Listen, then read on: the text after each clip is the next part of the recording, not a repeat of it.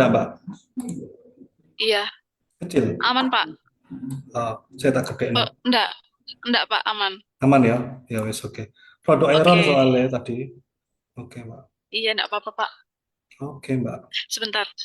Mm.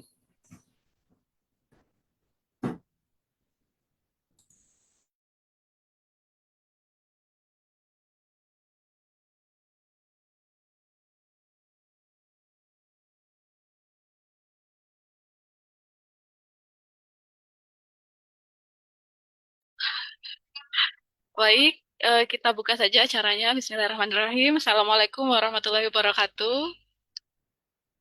Selamat pagi dan salam sejahtera untuk kita semua. Selamat datang di webinar Lawang 7.0. Lawang adalah singkatan dari Literasi Statistik Warga Malang yang merupakan program kerja dari Pojok Statistik Universitas Merdeka Malang berkolaborasi dengan BPS Kabupaten Malang.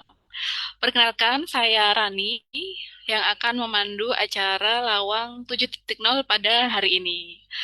Selamat datang, saya ucapkan kepada Pak Pungki selaku Kepala Pojok Statistik Unmer Malang, lalu ada juga Pak Juari sebagai narasumber pada pagi hari ini, serta Pak Lukman yang akan mewakili Bu Erni pada kegiatan pagi hari ini. Alhamdulillahirrahmanirrahim, puji syukur kehadirat Allah Subhanahu wa taala, Tuhan Yang Maha Esa, karena dengan rahmat dan hidayahnya kita dapat mengikuti acara lawang di pagi hari yang cerah ini.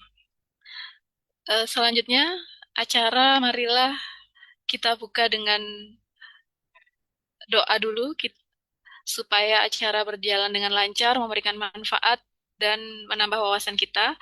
Berdoa menurut agama dan keyakinan masing-masing, berdoa dipersilakan.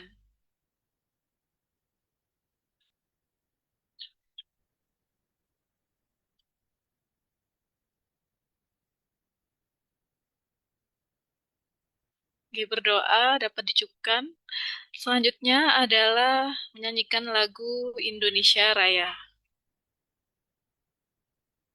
Saya izin share screen dulu.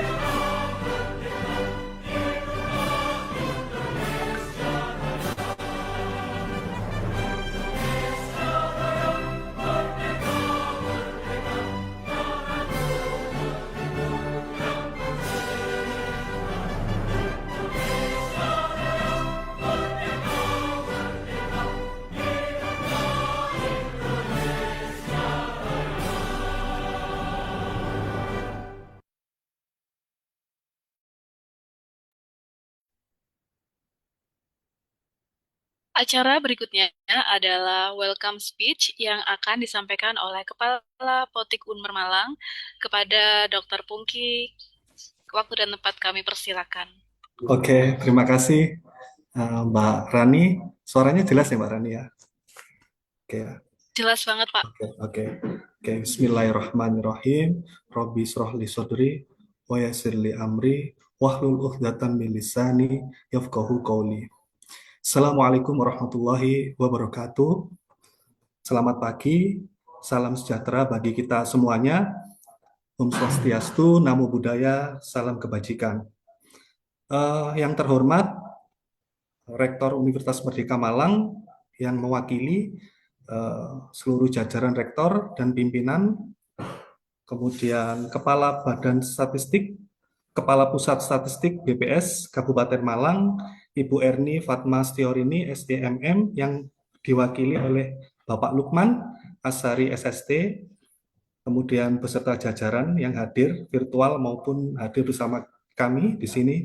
Kemudian narasumber kita, pakar statistik Bapak Yo Ari Faini, SST MT, yang telah berkenan hadir, yang akan membagikan wawasan berharga pada pagi hari ini.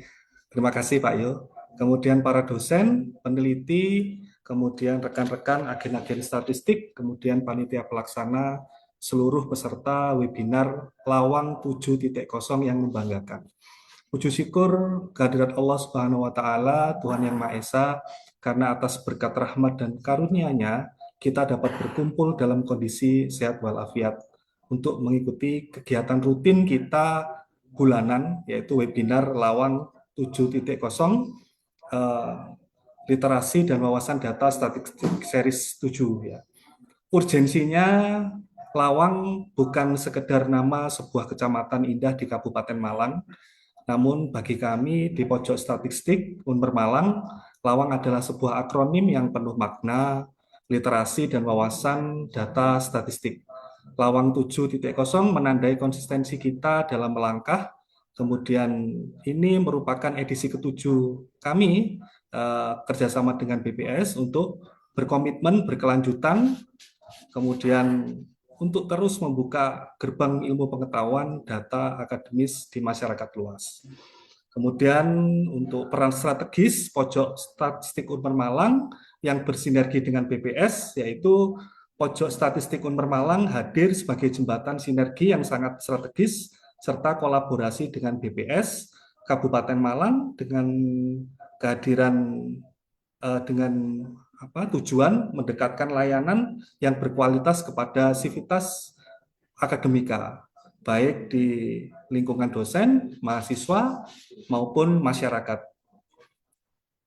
Melalui pojok statistik ada beberapa keunggulan, ya. Jadi ada akses langsung ke database ya resmi dari BPS, data makro maupun mikro, kemudian layanan konsultasi statistik ya secara inklusif, kemudian ada beberapa pelatihan instrumen. Jadi harapan saya sebagai kepala pojok statistik kepada seluruh mahasiswa dan peneliti yang hadir pada webinar ini, yaitu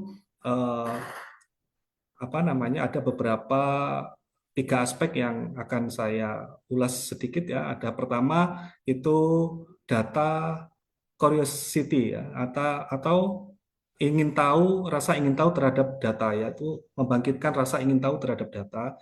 Intinya jangan melihat statistik sebagai hanya rumus matematika yang rumit, tetapi juga pandangan tentang angka. Ya, jadi kebenaran di balik angka.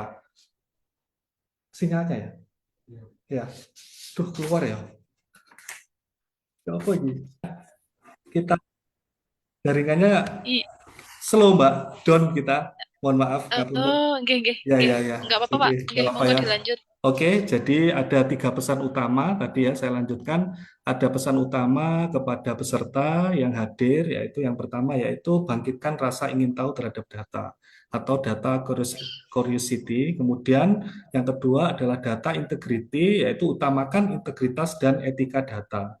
Yang ketiga yaitu solusi tentang bagaimana data secara konkret dijadikan sebagai instrumen penyelesaian masalah yang ada di masyarakat, baik untuk UMKM maupun untuk mahasiswa ya. Jadi ada beberapa yang bisa diakses di pojok statistik Unmer Malang. Kemudian sebelum saya mengakhiri, izinkan saya menyampaikan apresiasi dan ucapan terima kasih yang sebesar-besarnya pada pimpinan Unmer Malang dan pimpinan BPS yang senantiasa memberikan dukungan penuh terhadap operasional pojok statistik kita, kemudian seluruh panitia pelaksana dan agen statistik Umber Malang yang telah bekerja keras mempersiapkan webinar Lawang 7.0 dengan sangat baik. Kemudian para narasumber hebat yang sudah membagikan, yang nanti akan membagikan ilmu dan kepakarannya hari ini. Kemudian seluruh peserta yang antusias menyimak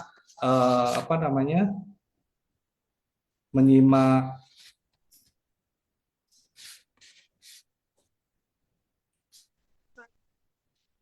mohon maaf, ada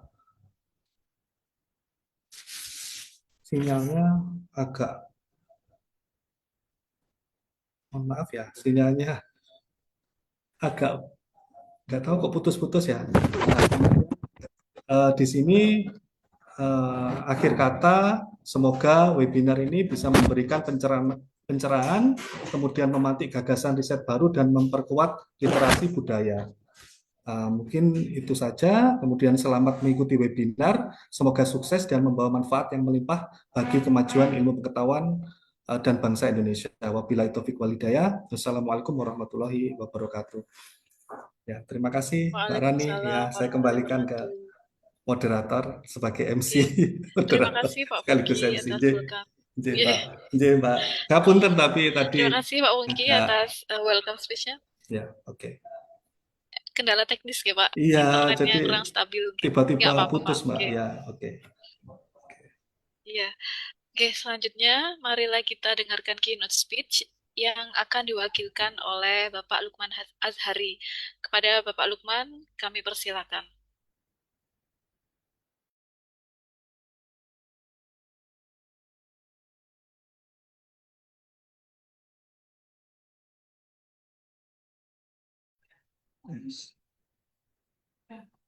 Ya, suara saya terdengar, Bapak Ibu? Jelas, jelas Pak.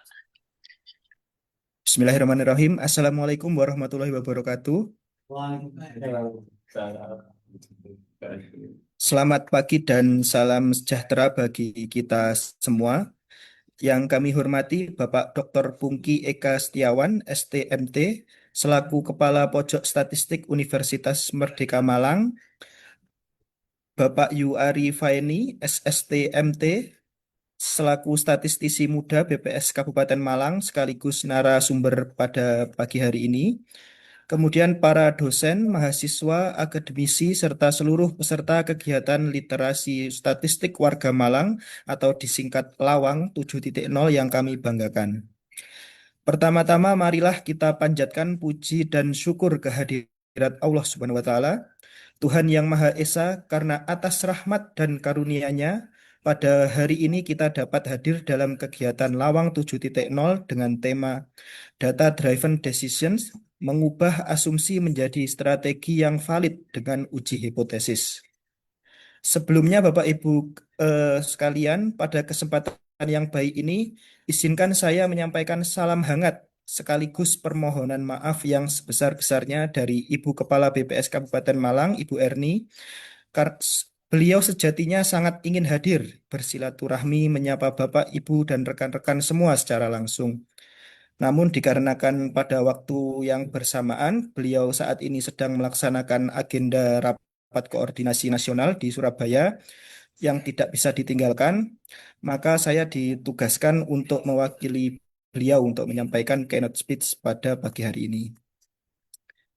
Meskipun demikian, hal tersebut tentu tidak mengurangi semangat dan rasa hormat kami, Bapak Ibu. Atas nama BPS Kabupaten Malang, kami menyampaikan apresiasi dan terima kasih yang setinggi-tingginya kepada Universitas Merdeka Malang, khususnya tim pojok statistik atas kolaborasi yang terus terjalin dalam meningkatkan literasi statistik di lingkungan kampus dan masyarakat. Bapak, Ibu, dan seluruh peserta yang berbahagia, dalam kehidupan sehari-hari kita sering mengambil keputusan berdasarkan pengalaman, kebiasaan, intuisi, ataupun asumsi. Sebenarnya cara tersebut tidak selalu salah. Namun ketika keputusan yang diambil menyangkut kepentingan banyak orang, penggunaan sumber daya, penyusunan program, penelitian, ataupun strategi organisasi, asumsi saja tentu saja belum cukup. Asumsi tersebut harus diuji, pendapat harus didukung oleh bukti, Strategi harus dibangun berdasarkan data yang relevan dan dapat dipertanggungjawabkan. Nah, disinilah pentingnya pendekatan data-driven decision making, yaitu proses pengambilan keputusan yang menggunakan data sebagai dasar utama dalam memahami masalah, memilih alternatif, dan menentukan tindakan yang paling tepat. Data dapat membantu kita melihat kondisi secara lebih objektif. Data juga dapat menunjukkan apakah suatu persoalan tersebut benar-benar terjadi, siapa yang paling terdampak, kemudian faktor apa yang mempengaruhinya, serta kebijakan atau strategi apa yang paling sesuai untuk diterapkan. Namun, memiliki banyak data belum tentu menghasilkan keputusan yang tepat. Data tersebut harus diolah, dianalisis, kemudian diinterpretasikan dengan metode yang benar. Tanpa proses tersebut, maka data hanya akan menjadi sekumpulan angka yang belum memberikan makna. Nah, salah satu metode penting dalam analisis statistik adalah uji hipotesis. Uji hipotesis ini memungkinkan kita untuk menilai apakah sebuah dugaan itu didukung oleh bukti yang cukup atau hanya terjadi karena faktor kebetulan. Melalui uji hipotesis, kita dapat membandingkan kelompok, menilai hubungan antar variabel, mengukur dampak suatu intervensi, serta menguji kebenaran suatu pernyataan secara ilmiah. Nah, contohnya, sebuah organisasi mungkin berasumsi bahwa pelatihan itu bisa meningkatkan produktivitas pegawai. Nah, kemudian contohnya sebuah perguruan tinggi mungkin menduga metode pembelajaran tertentu itu dapat meningkatkan hasil belajar mahasiswa. Kemudian dari pelaku usaha, contohnya mungkin beranggapan bahwa perubahan strategi promosi itu dapat meningkatkan penjualannya. Semua dugaan tersebut dapat menjadi hipotesis yang baik. Namun sebelum dijadikan dasar pengambilan keputusan, dugaan tersebut perlu dilakukan diuji menggunakan data yang ada. Apakah peningkatan yang terjadi itu benar-benar signifikan? Apakah perubahan tersebut disebabkan oleh strategi yang diterapkan? Atau apakah hasilnya hanya merupakan variasi yang terjadi secara kebetulan? Uji hipotesis ini bisa membantu menjawab pertanyaan-pertanyaan tersebut secara lebih objektif. Nah, Bapak Ibu sekalian, Badan Pusat Statistik memiliki komitmen untuk menyediakan data statistik yang berkualitas, nah, baik sebagai dasar perencanaan, evaluasi, dan pengambilan kebijakan. Akan tetapi, kebermanfaatan data itu tidak hanya ditentukan oleh pihak yang menghasilkan data, tapi juga oleh kemampuan masyarakat dalam mengakses, memahami, dan menggunakan data tersebut. Nah, pojok statistik ini sebagai salah satu bentuk kolaborasi antara BPS dan perguruan tinggi untuk mendekatkan statistik kepada civitas akademika. Kami berharap keberadaan pojok statistik di Unmer ini dapat terus menjadi ruang konsultasi, pembelajaran, dan diskusi mengenai data dan statistik. Kolaborasi ini juga semakin relevan ya Bapak Ibu dalam menyongsong sensus ekonomi 2026 yang saat ini sedang berjalan. Nah, sensus ekonomi ini adalah kegiatan besar untuk memperoleh gambaran menyeluruh mengenai kegiatan ekonomi di Indonesia. Data yang dihasilkan nantinya diharapkan dapat menjadi dasar dalam merumuskan kebijakan pembangunan ekonomi yang lebih tepat sasaran. Dukungan dari perguruan tinggi, mahasiswa, pelaku usaha, serta seluruh lapisan masyarakat tentu sangat dibutuhkan untuk menyukseskan kegiatan sensus ekonomi ini. Sebelum mengakhiri sambutan ini, saya mengajak seluruh peserta untuk mengikuti kegiatan dengan sungguh-sungguh, manfaatkan kesempatan ini untuk bertanya, berdiskusi, dan menguji berbagai pemahaman yang selama ini mungkin masih didasarkan pada asumsi. Mari kita biasakan untuk tidak hanya mengatakan, "Ah, saya rasa demikian," tetapi mulai bertanya, "Apa bukti datanya?" Mari mengubah asumsi menjadi hipotesis, mengubah data menjadi informasi, serta mengubah informasi menjadi strategi dan keputusan yang lebih tepat. Semoga kegiatan Lawang 7.0 ini memberikan wawasan, inspirasi, dan manfaat nyata bagi seluruh peserta, serta menjadi bagian dari upaya kita bersama dalam membangun masyarakat yang semakin sadar statistik. Selamat mengikuti kegiatan, semoga berjalan dengan lancar dan memberikan hasil yang bermanfaat. Terima kasih. Wassalamualaikum warahmatullahi wabarakatuh. Saya kembalikan ke moderator. Waalaikumsalam Assalamualaikum warahmatullahi wabarakatuh. Terima kasih Pak Lukman atas keynote speech yang telah disampaikan. Selanjutnya, sebelum kita ke materi,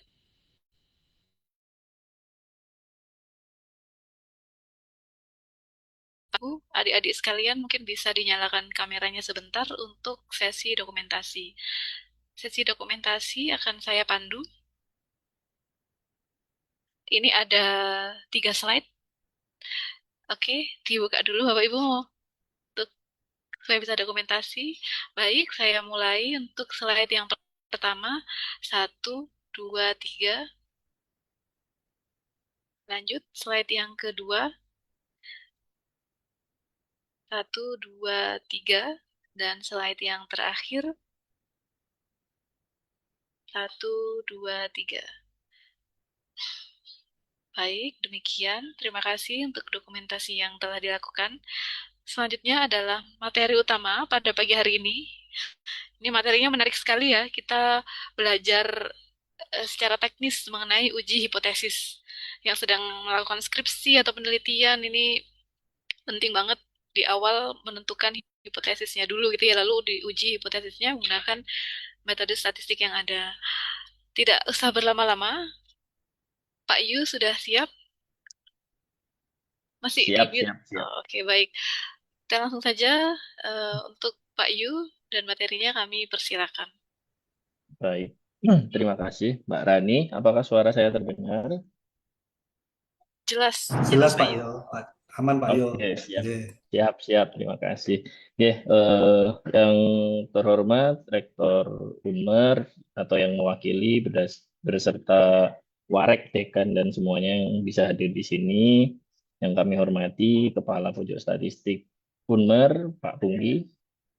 Yang kami hormati Kepala BPS Kabupaten Malang yang diwakili oleh Pak Lukman. Kami hormati mahasiswa, dosen, dan semua sivitas akademika yang hadir di sini. Mungkin izin saya untuk share screen ya.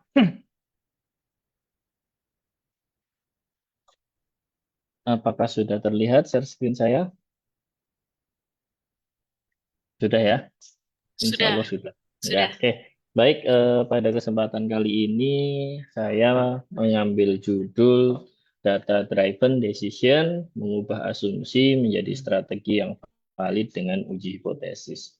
Tapi mungkin sebelum kita masuk ke uji hipotesis, mungkin di sini karena banyak mahasiswa dan dosen ya, dan juga teman-teman BPS, kita refresh dulu.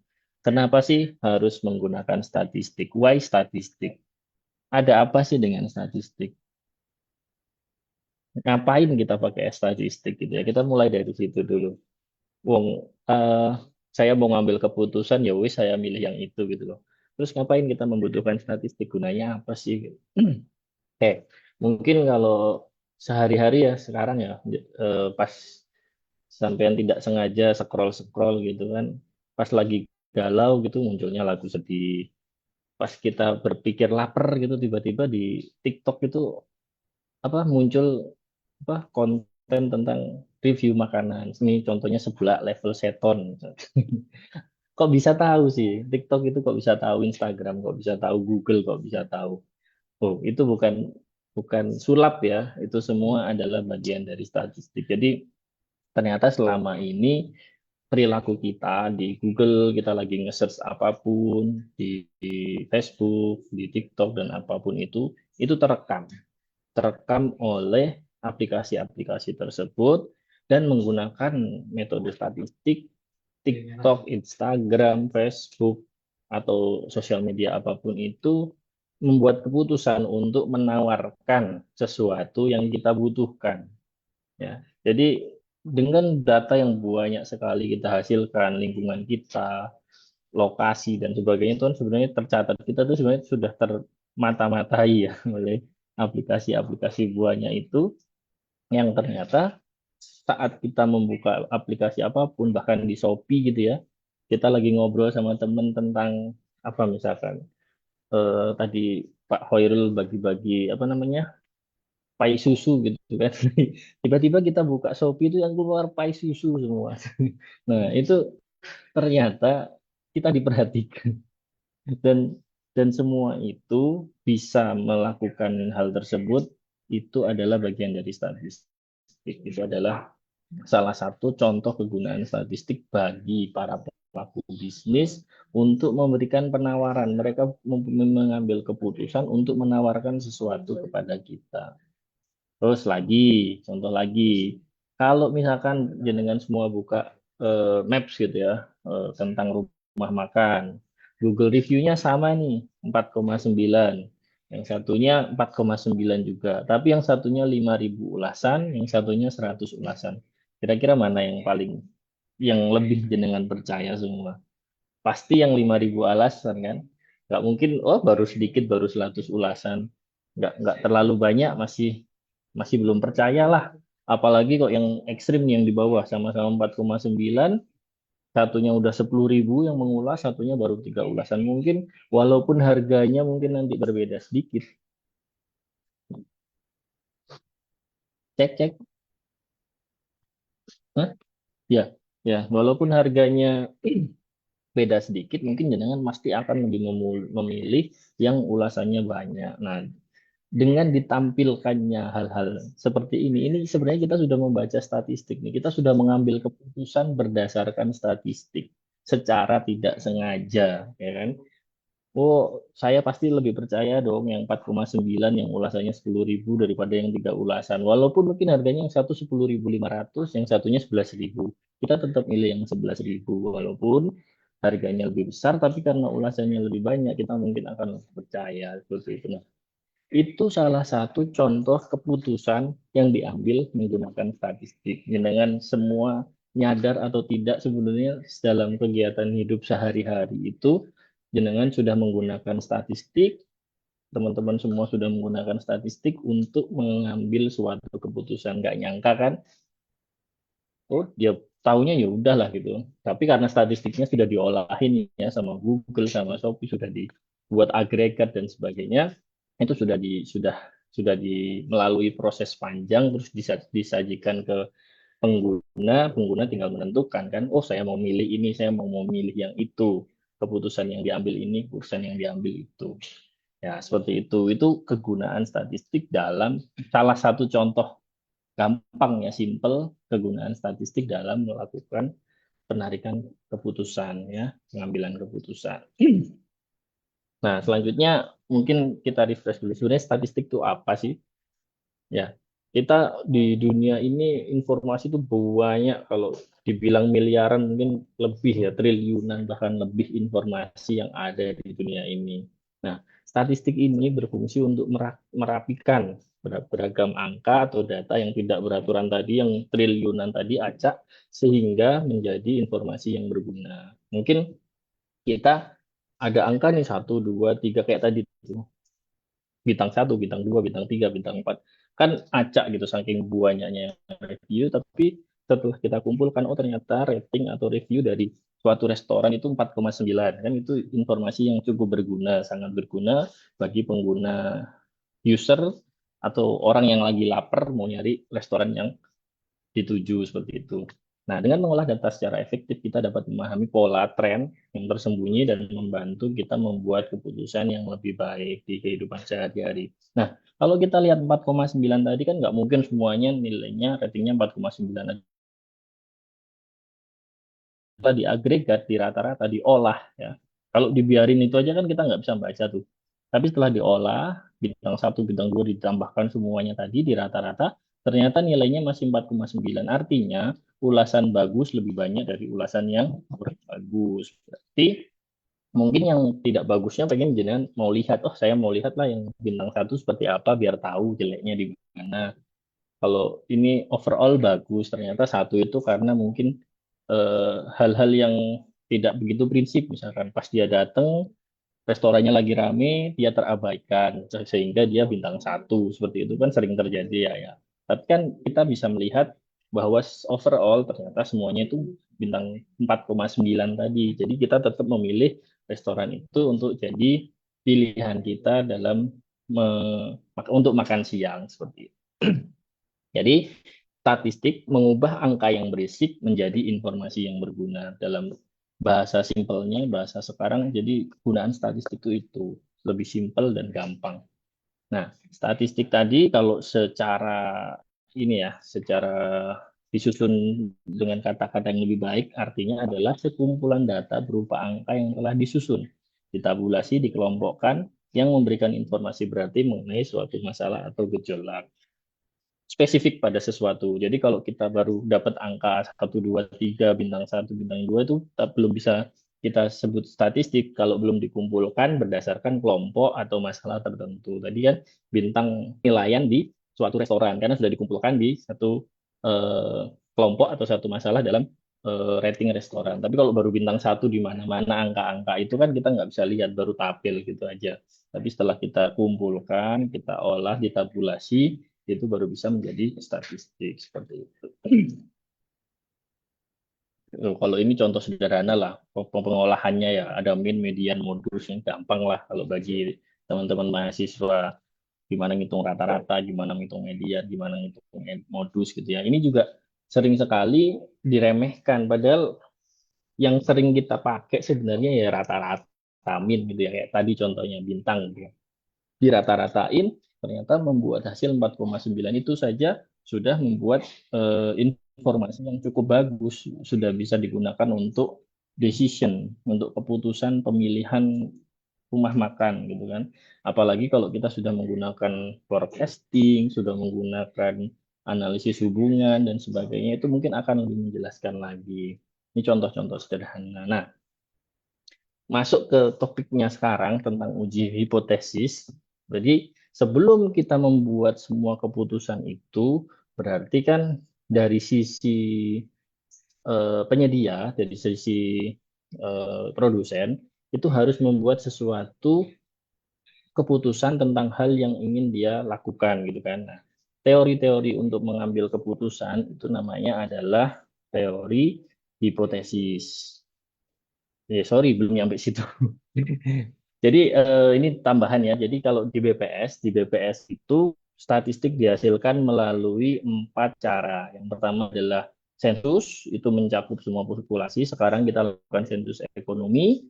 Terus ada juga survei. Survei itu ada Susenas, Sakernas, Susenas, Sakernas, dan lain-lain. Itu banyak sekali survei di BPS.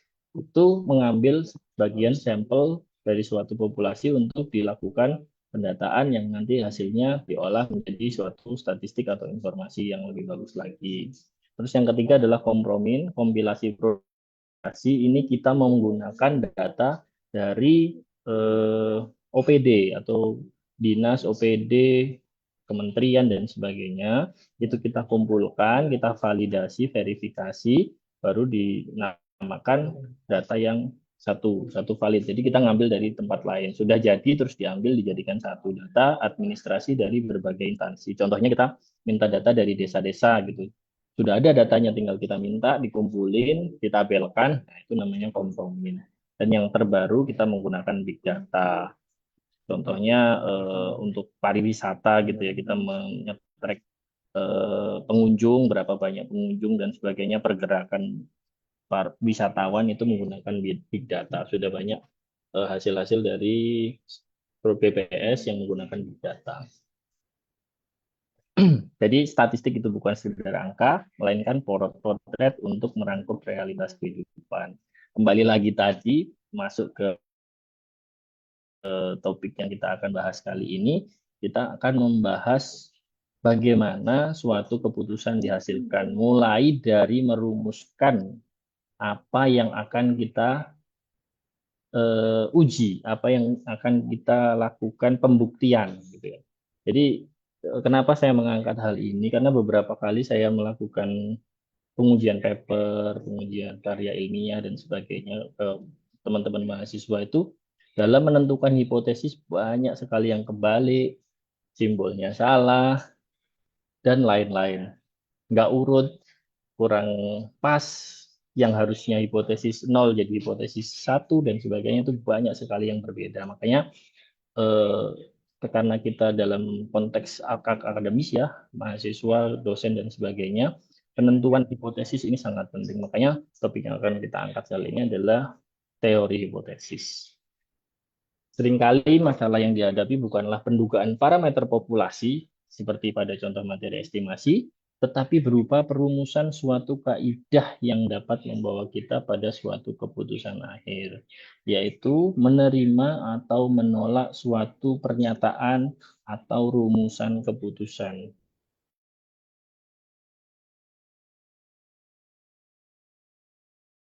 Jadi kita untuk pergi ke restoran atau memilih untuk tidak pergi ke restoran tersebut.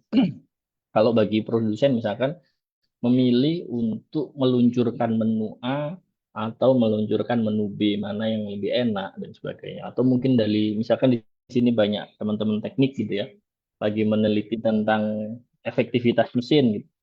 Memilih menambah rasio gear gitu ya, rasio gear ditambah lebih besar atau rasio gearnya diperkecil. Nah, seperti itu. Kita harus menentukan sesuatu itu bukan dari asumsi, oh pokoknya di rasio gearnya dibesarkan nanti mesinnya lebih efektif. Belum tentu, kan kita harus buktikan kan.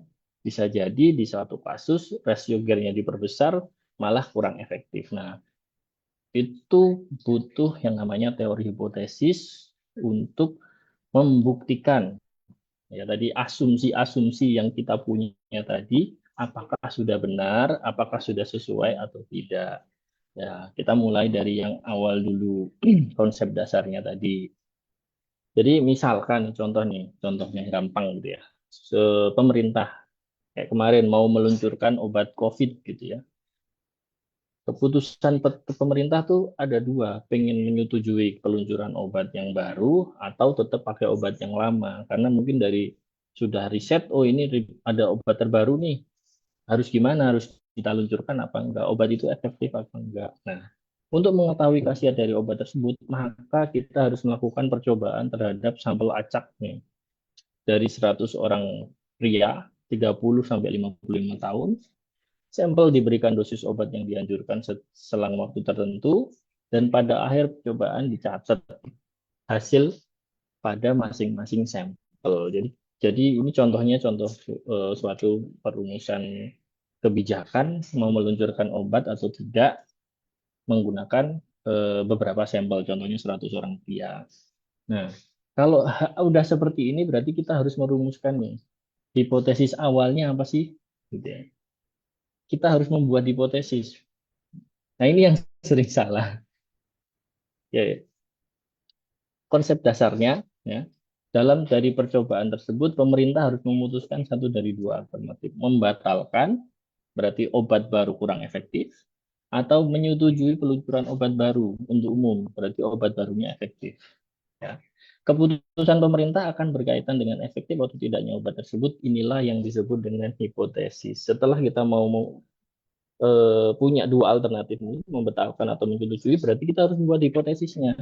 Ini sudah ada hintnya nih, obat baru kurang efektif dan obat baru efektif. Nah, yang dinamakan hipotesis itu adalah yang tadi, obat tidak efektif dan obat efektif. Nah, ini yang sering keliru dari teman-teman mahasiswa. Ya, yang ingin kita tolak hasil pengujian yang tidak memenuhi standar atau yang telah ditentukan merupakan hipotesis yang ingin ditolak, itu adalah hipotesis nol. Ini tadi kan tujuannya mau meluncurkan obat. Berarti yang ingin kita tolak kan obatnya yang baru itu tidak efektif. Itu yang kita masukkan ke hipotesis nol. Nah, untuk yang obat baru efektif itu kita masukkan ke hipotesis alternatif. Bisa dikodekan hipotesis HA atau H1. Biasanya H1 sih. Nah, jadi penulisannya juga seperti ini, H0 dan H1. Tidak ada yang namanya hipotesis ditulis H1, H2, H3, H4, H5. Nggak ada. Hipotesis itu hanya ada dua. Mau ditolak atau mau disetujui. Jadi misalkan kalian punya banyak sekali variabel yang ingin dibuktikan, nanti hipotesis pertama H0-nya apa, H1-nya apa. Hipotesis kedua H0-nya apa, H1-nya apa. Bukan H0, H1, H2, H3, H4, H5, H6. Nah, ini sering sekali ditemukan di paper-paper teman-teman yang masih mahasiswa tuh banyak sekali ditemukan H0, H1, H2, H3, H4. Nggak ada. Yang namanya hipotesis itu hanya ada dua, hipotesis nol dan hipotesis alternatif atau H1. Jadi Hipotesis nol itu hasil pengujian yang tidak memenuhi standar yang telah ditentukan. Kita maunya apa, yang mau ditolak itu apa, itu hipotesis nol. Hipotesis alternatif H1 itu hasil pengujian yang diharapkan, hipotesis yang ingin diterima. Jadi menempatkan H0 H1-nya juga harus benar seperti itu. Jangan tadi misalkan kita mau membuktikan kalau penambahan rasio gear ini, kalau saya dapat info dari Pak Pungki, banyak dari teman teknik mesin ya sekarang ya yang datang gitu ya. Misalkan teman-teman punya percobaan nih mau menambahkan rasio gear supaya daya angkatnya lebih besar, lebih kuat gitu kan. Berarti H0-nya apa, H1-nya apa gitu kan. Kita harus harus harus susun dengan bagus gitu ya. Karena kita mau membuktikan penambahan gear itu lebih bagus, artinya H0-nya adalah penambahan rasio gear tidak lebih bagus daripada gear awal. Seperti itu kita kita masukkan di hipotesis nol. Hipotesis tetapnya penambahan rasio gear penambahan rasio gear mesin itu mempengaruhi signifikan terhadap kinerja mesin misalkan seperti itu. Itu contoh penentuan H0 dan H1, hipotesis nol dan hipotesis alternatif. Itu baru penentuan hipotesisnya, dan ini sering sekali saya masih melihat kebalik, yang ditaruh di hipotesis nol itu malah yang ingin dibuktikan, itu sering sekali. Selain itu juga penulisannya sering salah, mentang-mentang punya 3 hipotesis gitu. Misalkan kita mau meneliti pengaruh hubungan apa pertumbuhan ekonomi dan kemiskinan terhadap eh, konsumsi misalkan gitu ya, terhadap konsumsi masyarakat misalnya, kebalik ya, pengaruh pertumbuhan ekonomi konsumsi terhadap tingkat kemiskinan misalkan seperti itu. Nanti H0-nya apa namanya, pertumbuhan ekonomi berpengaruh terhadap kemiskinan. H1-nya pertumbuhan ekonomi tidak berpengaruh terhadap pertumbuhan kemiskinan. H2-nya apa tadi, pertumbuhan ekonomi dan konsumsi. Konsumsi berpengaruh terhadap kemiskinan. H3-nya konsumsi tidak berpengaruh terhadap kemiskinan dan sebagainya. Enggak ada. Jadi tetap hipotesis pertama H0 H1-nya tadi, PDRB sama kemiskinan, pertumbuhan ekonomi sama kemiskinan berpengaruh dan tidak berpengaruh. Terus hipotesis keduanya H0-nya nanti tentang apa tadi, pengaruh konsumsi tidak berpengaruh terhadap kemiskinan, handlenya salah satunya konsumsi berpengaruh terhadap kemiskinan. Nah, nanti hipotesis ketiga H0-nya apa, pertumbuhan ekonomi dan konsumsi berpengaruh secara simultan terhadap apa, kemiskinan. H1-nya kebalikannya dan sebagainya. Bukan H0, H1, H2, H3, H4. Jadi ada 3 hipotesis, masing-masing hipotesis punya H0 dan H1. Yang benar seperti itu, bukan ditulis langsung urut H0, H1, H2, H3, H4. Nah, ini yang masih sering saya temukan di paper-paper atau karya ilmiah bagi teman-teman mahasiswa. Mungkin bisa nanti kalau, oh iya kemarin saya salah nih, harus dibenerin. Nah, yang benar seperti itu. Oke, nah dengan adanya H0 dan H1, hipotesis 0 dan hipotesis alternatif, maka akan muncul yang namanya kesalahan. Ya, kesalahan itu secara garis besar dibagi menjadi 2, kesalahan tipe 1 itu alfa, dan kesalahan tipe 2 itu beta. Kalau kita baca di bawah, kesalahan jenis 1 atau alfa itu adalah alarm palsu, mengira ada masalah padahal tidak ada. Ya, jadi keadaan sebenarnya tuh H0 itu benar. Kalau kita H0 itu tadi diterima, berarti keputusannya sudah tepat. Tapi kadang suatu percobaan itu H0-nya sudah benar, tapi malah hasil percobaannya H1-nya yang kita terima, H0-nya ditolak. Maka yang di sini, yang di H1 diterima tadi, itu masuk di kesalahan jenis 1 atau alfa. Alarm palsu, mengira ada masalah padahal tidak ada. Jadi kita sebenarnya tidak perlu melakukan penelitian ini, tapi masih kita lakukan dan sebagainya. Yang kedua adalah H1 benar, tapi ternyata yang diterima adalah H0-nya. Kebalikan dari kesalahan jenis 1 alfa ya, itu namanya beta, lolos dari deteksi, mengira tidak ada masalah, padahal sebenarnya masalah itu ada. Kalau secara garis besar besar disimpulkan secara semakin kecil nilai alfa, maka semakin kecil kemungkinan melakukan kesalahan jenis 1.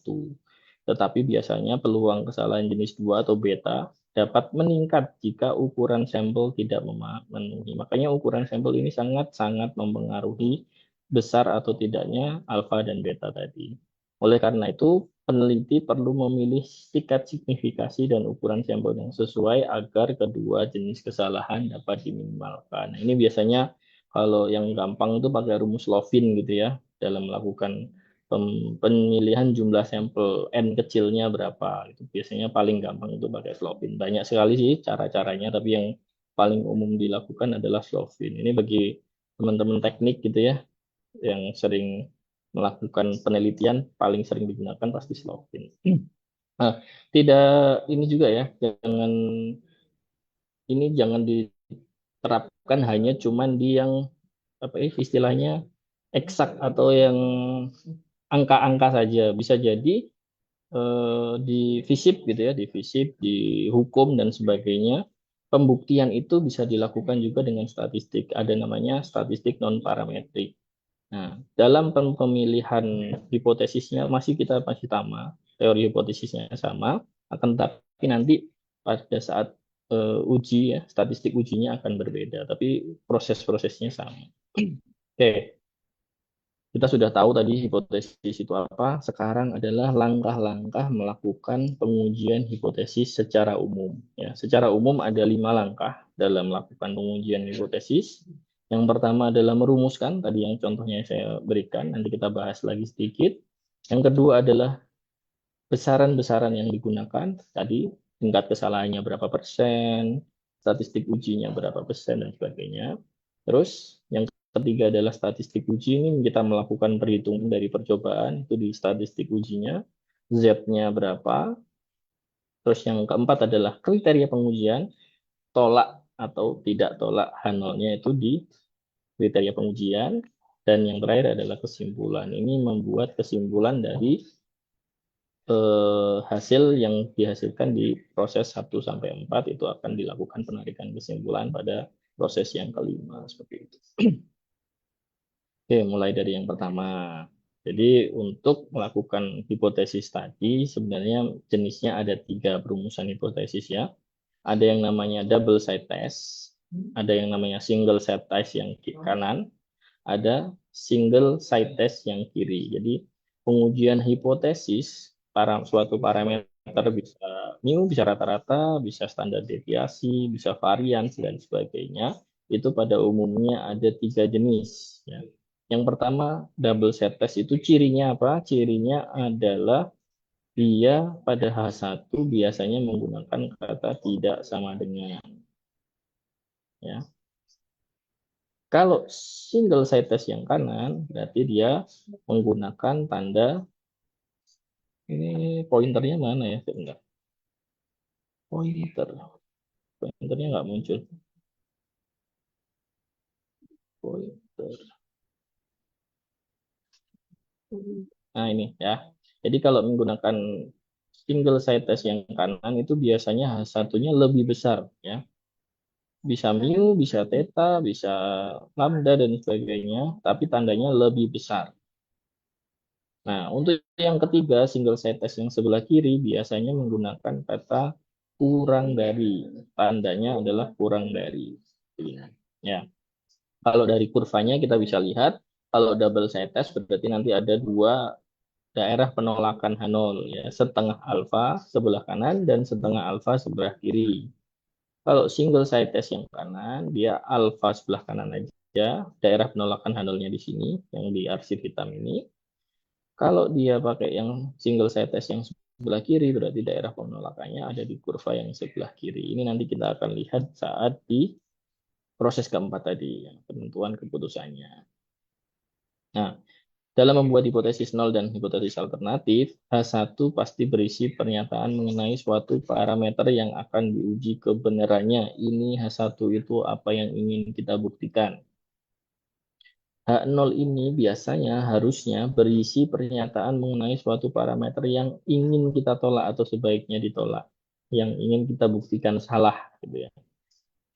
Jadi dugaan kita, asumsi kita yang pengen kita tolak itu ditaruh di H0, yang pengen kita terima itu ditaruh di H1.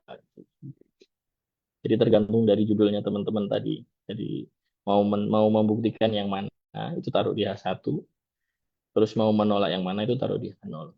Prinsipnya seperti itu dalam penentuan H0 dan H1.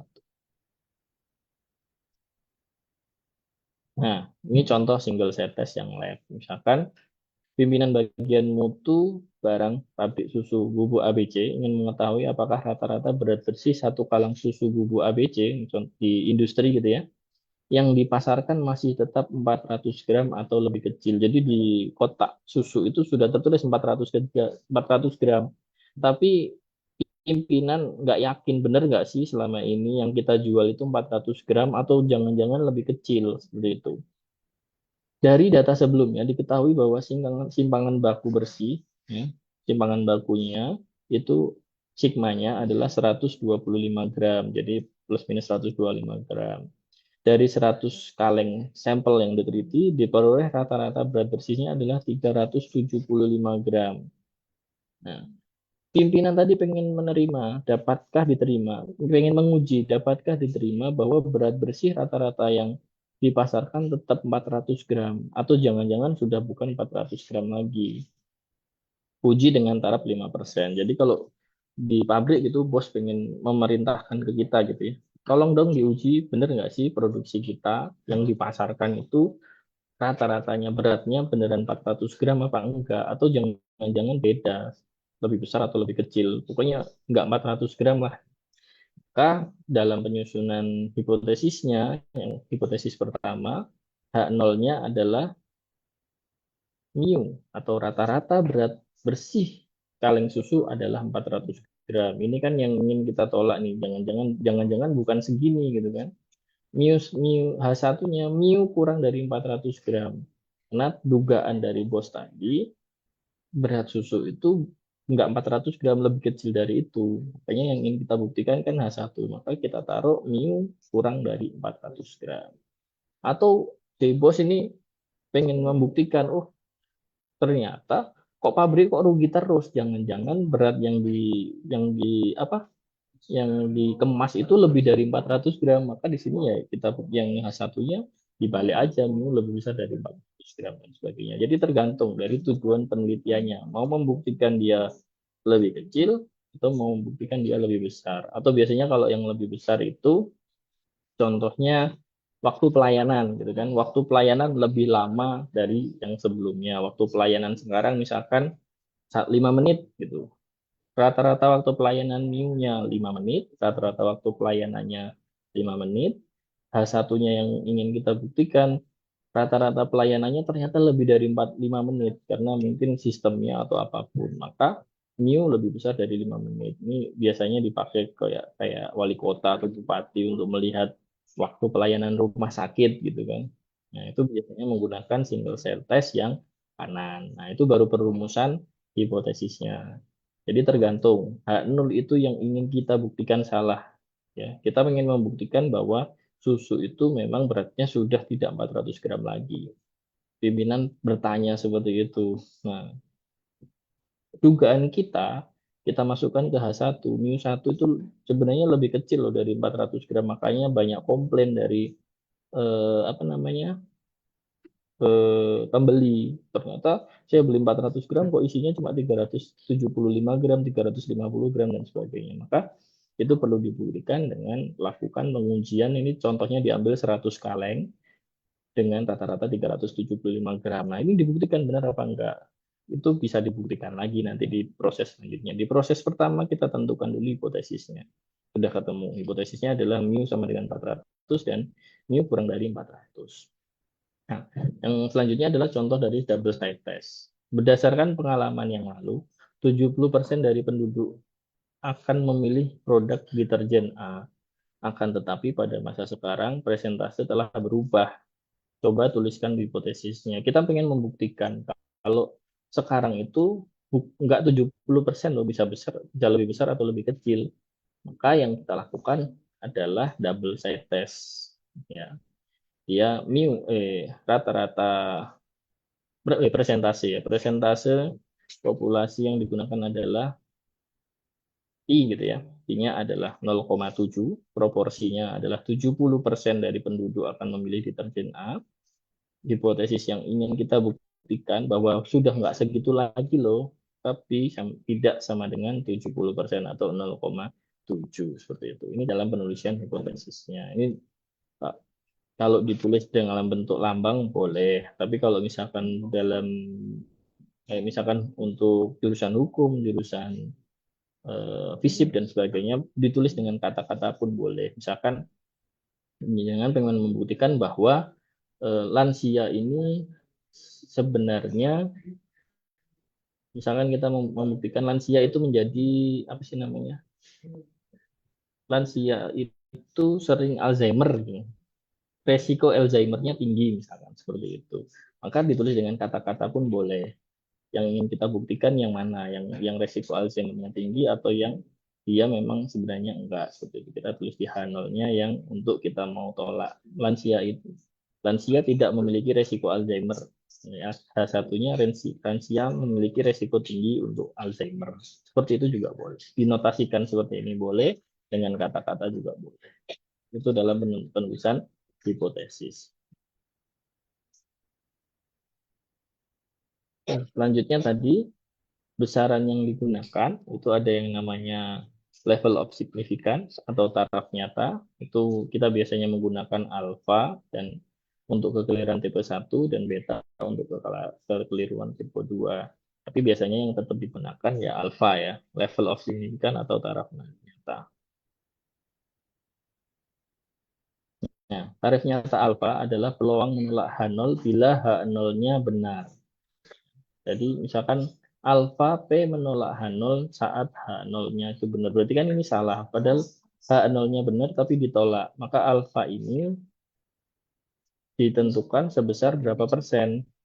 Misalkan kita menentukan 5%. Berarti dari 100 percobaan yang kita lakukan, misalkan itu hanya 5 saja toleransinya untuk yang berbeda dengan keputusan yang benar. Kalau 1% dari 100 berarti hanya 1 saja.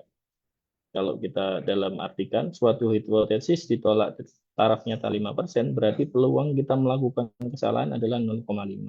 Artinya kira-kira 5 dari setiap 100 kesimpulan bahwa kita menolak hipotesis benar yang seharusnya diterima. Artinya kita yakin 95% telah membuat keputusan yang benar. Ya. Apa hubungannya alfa ini? Alfa ini hubungannya nanti dengan jumlah sampelnya. Semakin kecil alfanya, maka jumlah sampel yang dibutuhkan akan semakin besar. Tapi dalam penelitian populer sekarang ya, kalau mahasiswa ya, kalau percobaan mungkin 10% masih oke. Tapi kalau dalam mengolah data sekunder ya 5% itu sudah bare minimum. Kalau kita pakainya data sekunder, kalau data primer mungkin 10% masih oke ya. Tapi kalau kita pakai data sekunder, kita pakai data ngolah data orang itu 5% itu bare minimum. 1% lebih bagus, 5% itu minimumnya alfa yang kita gunakan seperti itu. Nah, nih misal nilai krisis sebaran normal baku statistik uji Z dalam dua sisi dengan alfa 0%, Z-nya 1, Z 0,025 adalah 1,96 sehingga daerah krisisnya adalah seperti ini ya. Jadi kalau ini uji dua arah ya, kita memakai alfa 5%, itu setengah di sebelah kanan, setengah di sebelah kiri. Atau 0,025 di sebelah kiri, 0,025 di sebelah kanan. Kalau kita menggunakan uji Z, angkanya adalah minus 1,96, yang sebelah kanan adalah plus 1,96. Jadi kita daerah penerimaan H0-nya yang di tengah ini. Daerah penolakan H0-nya di sebelah kanan. Seperti itu. Ini kalau kita menggunakan 5% di uji Z. Nah, besaran-besaran yang digunakan apa yang dituliskan? Alfanya berapa persen, sama Z 0,025-nya sampai tuliskan 1,96. Atau kita pakainya 5% tapi yang sebelah kanan aja, single side tag yang sebelah kanan. Maka Z 0,05 itu 1,64 kalau nggak salah ya. Kalau sebelah kiri minus 1,64. Jadi itu nanti dituliskan alfanya berapa, Z-nya berapa, supaya besaran yang digunakan juga lebih tertera dengan jelas. Nah, ini contohnya ya. Nih, kita single set test tadi yang susu tadi, alfanya 5%, Z tabelnya 0,05, maka karena sebelah kanan ini nggak ada minusnya ya, 1,645. Seperti itu. Itu besaran yang digunakan penulisannya hanya seperti itu. Yang biasanya kalau T juga sama, kalau misalkan kita pakai G-square juga sama, dan sebagainya. Nanti besaran-besarannya dituliskan. Nah, selanjutnya adalah statistik uji yang digunakan untuk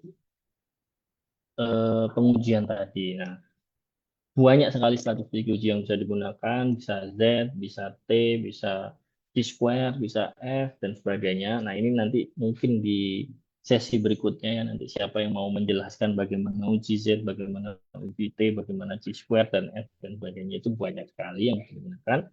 Nah, kalau kita sudah memutuskan misalkan, oh kita sampelnya besar, terus berdistribusi normal dan sebagainya, asumsi normalnya terpenuhi, maka misalkan kita contohnya menggunakan distribusi Z. Maka di statistik uji kita tuliskan contohnya nih, Z hitung sama dengan X bar dikurangi mu dibagi sigma per akar N. Ini adalah rumus Z hitung. Kalau Z tabelnya kan tadi 1,96 tadi. 2.280 dikurangi 2.200 dibagi 520 per akar 200, maksudnya 2,175. Ternyata lebih besar daripada 1,96, berarti masuk ke daerah tolak Hanol. Itu nanti dituliskan di selanjutnya di pengambilan keputusan. Nah, dalam melakukan penulisan statistik uji, kita menentukan syarat dan kriteria apakah Hanol dan ditolak atau tidak cukup bukti untuk menolak Hanol. Dalam penentuannya ada perbandingan nilai yang diperoleh dari statistik uji yang tadi kita hitung dan yang diperoleh dari tabel yang sesuai. Kalau kita pakai tabel gitu ya. Jadi yang biasa dipakai ini ada Z, uji T untuk sampel kecil gitu ya, uji Chi-square ya, untuk tabel yang distribusinya Chi-square biasanya non parametrik dan sebagainya gitu ya. Atau biasanya bisa juga digunakan uji F untuk simultan ya, beberapa variabel yang digunakan untuk misalnya kita pakai dua variabel berpengaruh terhadap satu variabel, biasanya pakai F dan sebagainya, uji simultan. Kalau uji satu-satu itu pakai T biasanya. Kalau sampelnya kecil, kalau sampelnya besar ya pakai Z. Nanti dibahas di pertemuan selanjutnya. Karena kalau bahas ini di sini nanti nggak cukup waktunya. Kita cuma bahas uji hipotesis dulu, syarat-syaratnya seperti apa, contohnya seperti apa. Nah, selanjutnya adalah kriteria uji. Ya, kriteria uji, kalau dari contoh sebelumnya, itu H0 ditolak jika Z hitung kurang dari Z tabel. Contohnya seperti ini ya. Yang tadi, misalkan daerah tolak H0-nya adalah 5%, perhitungannya tadi 0,22, minus 0,22 harusnya di sini ya, ini salah ya. Minus 0,22 kan harusnya di sini.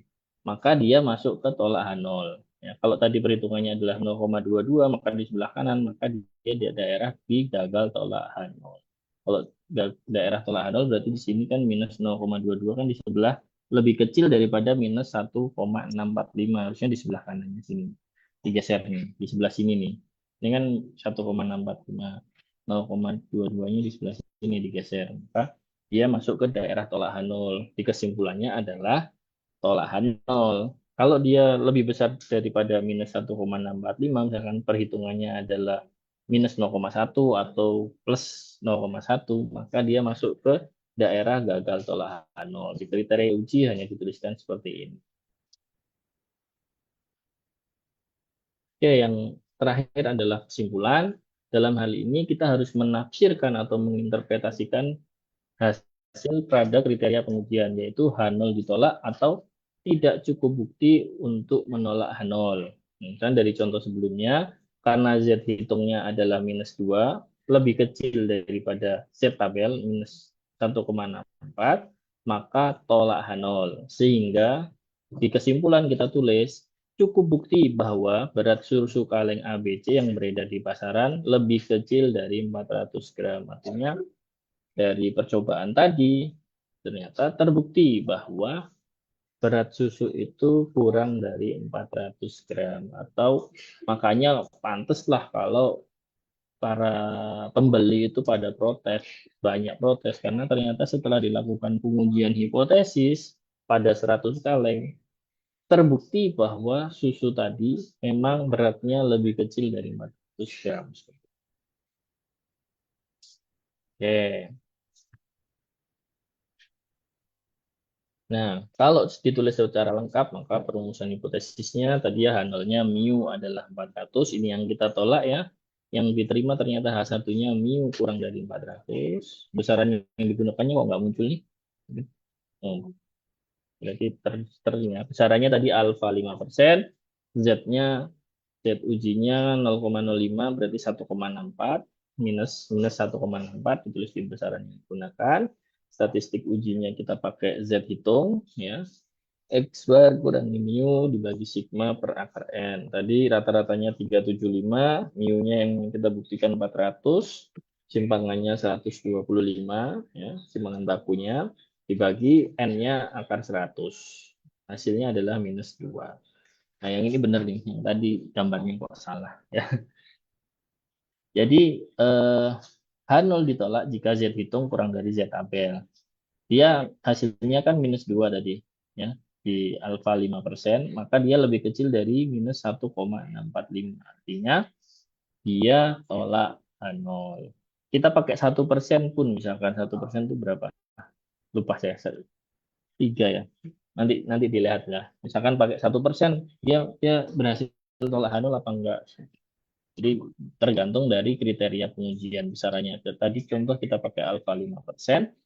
Di alfa 5%, maka Z hitungnya setelah dilihat ternyata lebih kecil daripada Z tabel. Z hitungnya minus 2, Z tabelnya 1,64.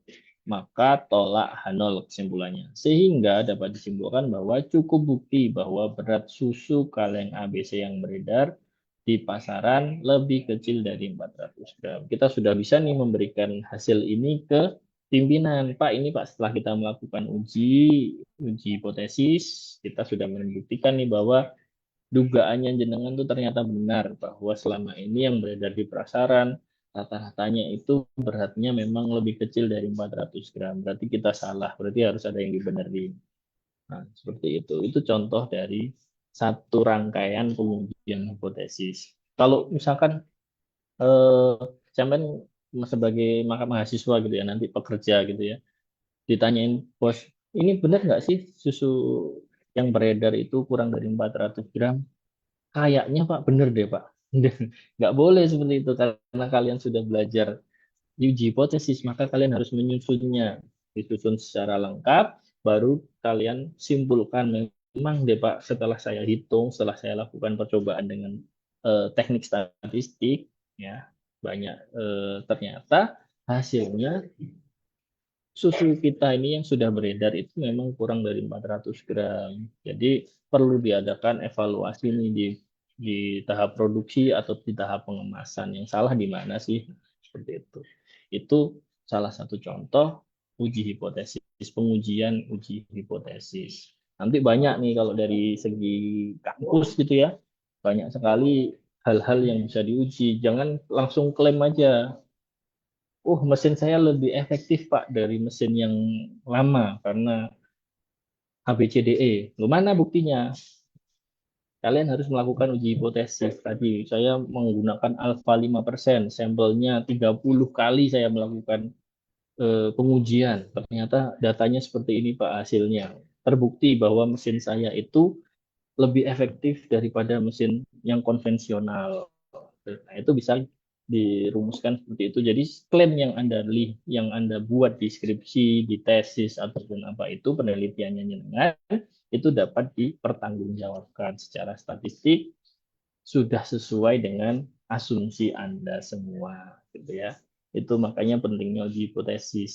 Dan ya tadi yang sering saya temukan penulisan uji hipotesis ini H0, H1-nya sering kebalik, terus ada H1, H2, H3, H4, H5, aneh gitu ya. Nggak ada, yang namanya hipotesis cuma ada hipotesis nol dan hipotesis alternatif H0, H1. Itu mungkin yang bisa saya sampaikan. Nanti kalau mau belajar lagi, uji T itu gimana, Pak? Uji Z itu gimana, Pak? Uji normal gimana? Uji chi-square gimana? F gimana dan sebagainya. Mungkin nanti bisa berkunjung ke pojok statistik. Nanti ada Mbak Rani, ada Mbak Mita yang menunggu di sana ya. Mau konsultasi rumus Lovin kayak gimana sih menentukannya dan sebagainya itu bisa semuanya. Insya Allah dilayani di saat konsultasi di pojok statistik. Ada Bu Ratih juga tuh ahli ekonomi lulusan UI luar biasa.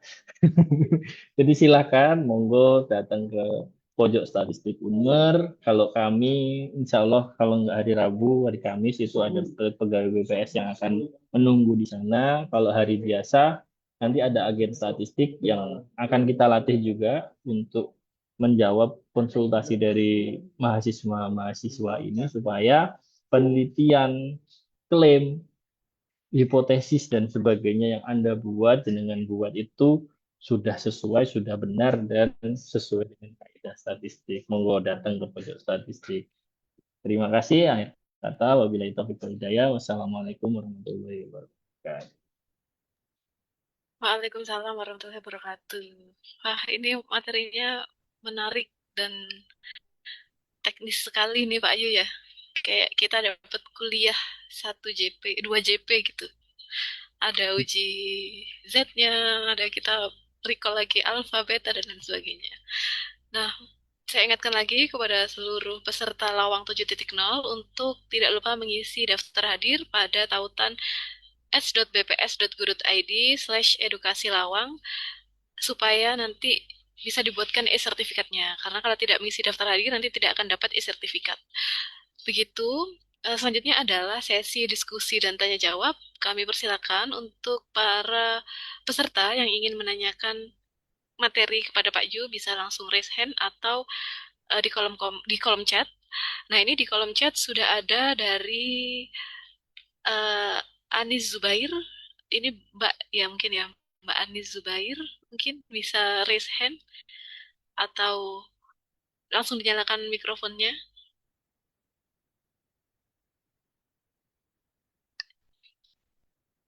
Mbak Anis Zubair ingin bertanya kah?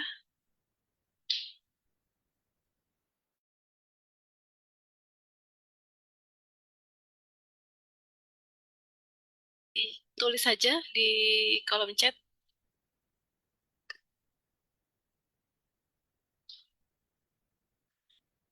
Mic tidak bisa dinyalakan dan tidak bisa nulis di chat gitu. Mbak atau Bu, oke. Baiklah. Mungkin yang sambil kita tunggu ini Mbak atau Bu Andi Zubair ini, kita move ke penanya lain. Ah, ini dia. Mbak Andi Zubair. Saya bacakan ya Pak Yu ya. Dengan perkembangan AI dan machine learning, apakah proses uji hipotesis klasik ini akan tergantikan oleh model prediktif? Atau justru keduanya akan berjalan beriringan, di mana uji hipotesis digunakan untuk explainability atau menjelaskan sebelum machine learning digunakan untuk prediction atau memprediksi. Wah, ini materi pertanyaannya bagus sekali nih. Mungkin bisa ditulis juga Bu atau Mbak Andi Zubair ini dari mana?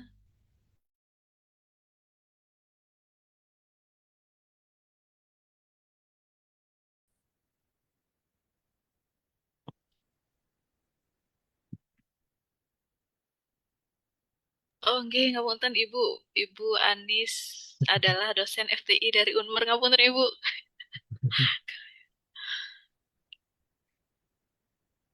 Oke. Langsung dijawab apa gimana Bu Rani? Atau nunggu lagi? Langsung dijawab aja kayaknya Pak Yu ya. Iya. Biar, oke.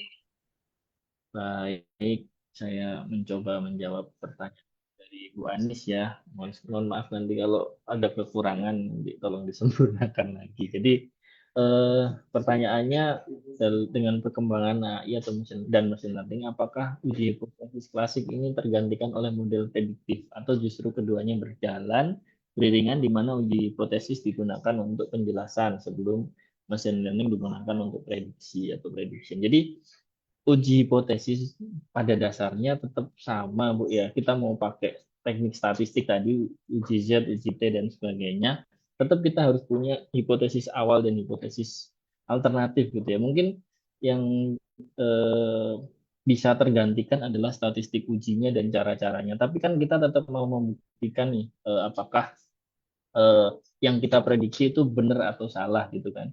Tetap kita harus melakukan hipotesis. Kayak misalkan kalau kita pakai machine learning gitu ya. Machine learning itu kan kita punya data training sama data testing gitu kan ya. Data trainingnya biasanya 60% atau 70%, data testingnya 40% atau 30% gitu yang kita prediksi. Kan kita harus membuktikan tuh bahwa ternyata dari data training yang mungkin 70% saat di data testing 30% hasilnya 80% sesuai gitu kan. Berarti kan kita tetap harus menggunakan kaidah-kaidah uji hipotesis klasik yang seperti ini. Tetap oh machine learning kita itu memprediksinya bagus ya 80% tadi misalnya. Tingkat tingkat kebenarannya 80% kan sudah bagus sekali ya kalau AI ya 70 sekian persen aja udah bagus, 80% itu udah bagus banget lah, kesalahannya nggak terlalu banyak.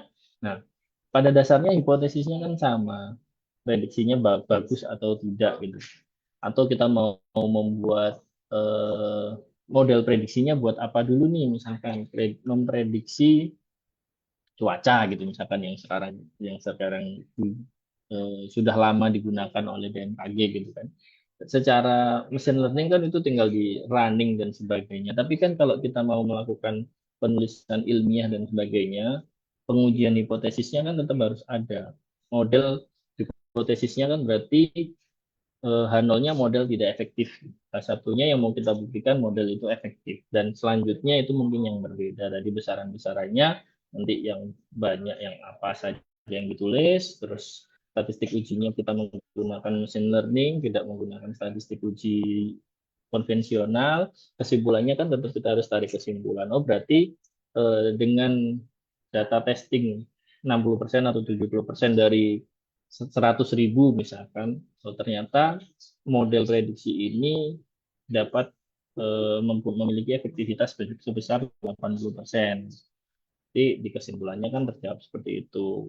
Intinya secara frame-nya uji hipotesisnya tetap kita pegang ya. Karena kita dalam pembuktian ilmiah kan nggak bisa langsung klaim, oh model saya benar dan sebagainya. Model saya itu seperti apa, hipotesisnya gimana, nanti klaimnya melalui tadi kan data testing, misalnya menggunakan decision tree gitu, atau menggunakan KNN, ANN, dan sebagainya, atau banyak lagi hal yang saya gunakan machine learning-nya, tetap aja kita akan menguji hipotesis apakah model ini benar apa tidak. Cuman bedanya ini adalah pemodelan. Kalau hipotesis ini kan keputusannya nanti mau diambil apa tidak, pemodelannya mau dipakai atau tidak, modelnya mau dipakai atau tidak seperti itu. Jadi pada dasarnya uji hipotesisnya tetap ada. Ya. Hipotesisnya kan model akan digunakan, model akan tidak digunakan. Tapi mungkin ya selama ini kalau kita sudah pakai machine learning ini sering-seringnya ya sudah nih 80% urutan-urutan uji hipotesis ini seringkali tidak dipakai, langsung dibuat kesimpulan tuh. Kesimpulannya, oh model ini memiliki efektivitas 80%. Jadi pada dasarnya ya hampir sama Bu, cuman beda dengan apa ya, beda dengan tekniknya. Kalau mesin learning langsung dimasukkan menjadi sebuah model, kalau hipotesis ini kita menghitung, membandingkan sesuatu atau memilih mana yang lebih bagus gitu. Jadi pada dasarnya sama tapi dua dua jenis yang berbeda seperti itu. Mungkin itu jawaban dari saya, bahwa tetap aja kalau di penelitian harusnya sih hipotesisnya tetap kita buat ya. Tapi seringkali memang kalau saya melihat paper-paper machine learning itu jarang sekali langsung dari tujuan langsung dibuat, langsung nanti ada kesimpulannya seperti itu. Hipotesisnya sering tertinggalkan. Ya mungkin itu beda-beda ya. Dari mungkin di universitas satu pakemnya harus seperti itu, di universitas lain pakemnya beda. Tapi kalau menurut saya pribadi itu tetap harus kaidahnya tetap harus dipakai seperti itu. Mungkin itu Mbak Rani. Kalau nanti Oke, Bu oke. Anies pengen diskusi, nanti kita bertemu di pojok statistik. Lebih lanjut. Jadi bisa ya Mas ya antara uji hipotesis dan machine learning bisa saling beriringan gitu ya sebenarnya ya, karena saling Ya, melengkapi. sebenarnya harusnya seperti itu sih. Cuman sekarang pokoknya kalau pakai ML langsung aja gitu. Seringnya seperti itu yang saya lihat. Oke. Dan bisa juga sebenarnya ya untuk uji hipotesis menggunakan AI kan promnya langsung dimasukkan ke AI langsung muncul hasil. Cuman kan kita tetap harus tahu Muncul ya. Oh iya, tapi kan kita tetap harus prosesnya. tahu punya sense of data itu benar atau enggak gitu ya. Ya, Oke. kadang-kadang benar saya tambahkan lagi tadi Mbak Rani bahas kemarin juga Oke. dibahas sama Prof Vindo gitu ya. Kadang-kadang teman-teman ini langsung muncul nih hipotesisnya di prompt kan AI di apa namanya Python gitu langsung muncul semuanya tuh. Tapi dasar-dasarnya penentuan hipotesisnya seperti apa, kenapa kok milih itu sebagai hipotesis nol, hipotesis alfa, kadang-kadang nggak ngerti. Pokoknya langsung masuk AI, hasilnya keputusannya gini ya. Bagus nih. Udah lengkap gitu kan di Python dan sebagainya itu tinggal masukin prompt, datanya dimasukin udah keluar semua tuh nggak mikir lagi. Padahal ini yang harus diperhatikan karena memang kadang-kadang pas saat pengujian itu uji skripsi atau tesis gitu ya. Oh, PPT-nya bagus segala macam tapi ternyata itu hanya dimasukin ke Python, mahasiswanya nggak ngerti itu prosesnya seperti apa. Nah, ini yang mungkin nanti perlu kita benahi ya supaya pola pikirnya itu ya AI itu bagus digunakan untuk apa ya bantuan gitu tapi ya jangan semuanya diserahkan ke AI. Memang AI sekarang pintar sekali kan ya langsung muncul semua. Itu mudah-mudahan di lingkungan Unmer nanti bisa lebih ini lagi aware lagi bahwa ya benar pakai AI boleh tapi jangan yang langsung muncul semuanya prosesnya nggak ngerti. Mungkin itu aja tambahannya Mbak Rani. Baik. Eh, kita lanjut ke pertanyaan berikutnya. Pertanyaan berikutnya dari Vicky. Nah, Vicky ini agen Potik Unmer, Pak Yu. Ya, Pertanyaannya adalah, apakah hasil yang signifikan secara statistik dapat langsung dijadikan dasar pengambilan keputusan atau penyusunan strategi? Apakah ada faktor lain yang tetap perlu dipertimbangkan? Mbak. Ada pertanyaan dari ini, dari Nevanda Nur, mau dibacakan sekalian atau dijawab Ya, dulu? sekalian sekalian. Ya, Kayaknya oke. saya jawab Pertanyaan. di sana. Nah, ini untuk dari Nevanda Nur mungkin bisa ditulis di chat asalnya dari mana. Izin bertanya, Pak, bagaimana cara mengatasi hasil uji hipotesis yang bertentangan dengan keyakinan atau pengalaman sebelumnya? Wah, ini menarik ini. Baik, langsung saya jawab ya, Mbak Reni ya. Mulai dari Mas Vicky. Mas Vicky ini kalau hasil signifikan secara statistik dapat langsung dijadikan dasar pengambilan keputusan atau enggak sih? Apa harus ada faktor lain? Ya, jadi gini. Jadi kalau misalkan kita melakukan pengujian statistik, misalkan kita pakai beberapa variabel gitu ya, ternyata hasilnya signifikan. Kita pada taraf uji 5% signifikan, 1% pun signifikan. Nah, kita dalam pengambilan keputusan bisa mengusulkan itu secara langsung. Pak, ini loh Pak, setelah kita lakukan uji statistik, contohnya tadi ternyata susunya yang apa namanya, susu yang dihasilkan tadi kurang dari 400 gram. Hasilnya seperti itu. Tapi kan di mananya yang harus diperbaiki, yang tahu kan masih pimpinan, masih membutuhkan proses step-step yang lain. Tapi di satu sisi untuk mengambil keputusan bahwa yang sekarang beredar itu ternyata kurang kurang secara statistik tadi terbukti 90% yakin bahwa keputusannya susu yang beredar itu memang kurang dari 350 gram, kita sudah bisa memberikan saran, suggestion bahwa memang apa namanya perlu penanganan khusus lagi untuk eh, pembenahan pabrik itu. Jadi kita kalau kita ngambil tadi kasus tadi ya, baru sebagian kecil lagi nih, baru sebagian kecil kecil yang kita buktikan bahwa susu tadi memang kurang dari 400 gram. Tadi contohnya rata-rata 375 gram gitu kan. Tapi kan masih banyak lagi nih prosesnya, step-stepnya yang lain, masih banyak yang harus diuji lagi. Tapi secara eh, secara apa namanya, bos pimpinan kita sudah bisa melihat nih, oh berarti ada yang salah nih di sini. Selanjutnya mungkin butuh ini diuji lagi nih, mana proses yang mana sih yang harus dibenerin, harus seperti apa dan sebagainya, itu mungkin butuh pengujian lagi. Itu kalau kasus yang itu tadi. Tapi misalkan kita mau melihat hubungan A dengan B, A B dengan C gitu, atau A dan B dengan C, banyak sekali kayak gitu ya. Ternyata dari semua tadi, setelah kita lihat semuanya signifikan, tapi nanti masih ada lagi, masih ada yang namanya determinasi, koefisien determinasi. Hubungan tadi, dua variabel tadi menjelaskan berapa persen. Itu nanti materinya lain lagi ya. Ada koefisien korelasi, ada determinasi. Itu juga bisa kita gunakan untuk melihat, oh ternyata misalkan kita dididik, variabel A dan B menjelaskan variabel C. Ternyata setelah kita lihat koefisien determinasinya secara simultan, A dan B ini hanya 60% menjelaskan C. Artinya masih banyak nih variabel yang lain yang harus kita tambahkan. Atau pas kita lihat ternyata sudah 95%. Oh berarti A dan B ini cukup nih. Variabel A dan B ini cukup nih kalau mau menjelaskan C. Berarti sudah bisa kita susun keputusan nih untuk menggunakan variabel A dan B. Kita intervensi variabel A dan B supaya C-nya berubah.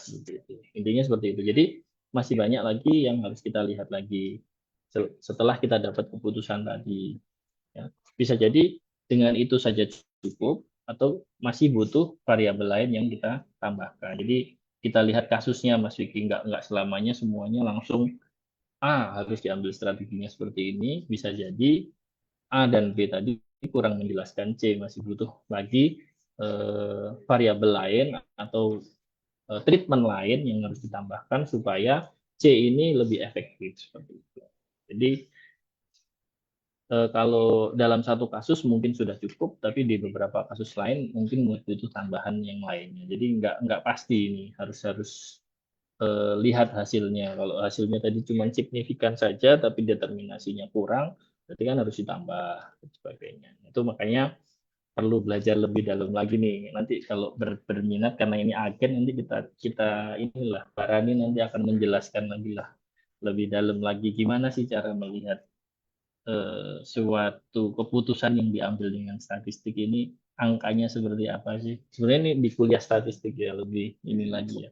Tapi nanti boleh kalau misalkan teman-teman dari skripsinya ada yang ragu, pengen dilihatkan, nanti bisa ditambahkan, bisa dikonsultasikan di pojok statistik Unmer seperti itu.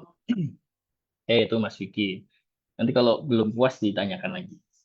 Terus untuk Mas Nevanda Nur, izin pertama bagaimana cara mengatasi hasil uji hipotesis yang bertentangan dengan keyakinan atau pengalaman sebelumnya? Ini kayaknya ini ya, pengalaman skripsinya nih.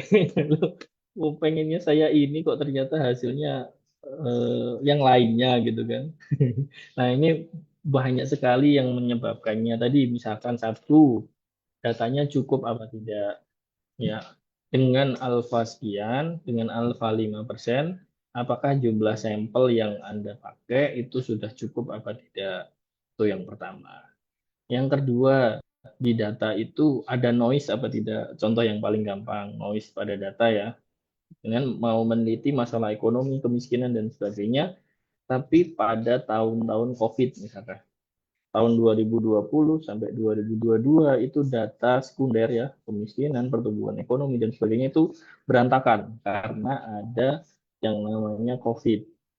Jadi saat jenengan lakukan pengujian ternyata data-data yang tadi apa ya, noise-nya banyak sekali. Harusnya kalau secara tren dia naik, tapi ternyata pas COVID dia minus, terus nanti naik lagi, minus lagi, dan sebagainya. Nah, itu juga bisa menjadi penyebab dari hipotesis yang bertentangan dengan keyakinan atau pengalaman sebelumnya. Jadi, yang paling berpengaruh sih tadi dua tadi, apa namanya, jumlah sampel, yang kedua adalah noise pada datanya. Itu harus dibersihkan. Kalau COVID itu banyak sih tekniknya, nanti Mas Nevanda tuh bisa baca bagaimana cara smoothing data COVID itu, paper-paper yang bahas tentang itu nanti bisa dilihat gimana caranya, atau ya memang kita hilangkan saja 2020 sampai 2022 itu datanya dihilangkan.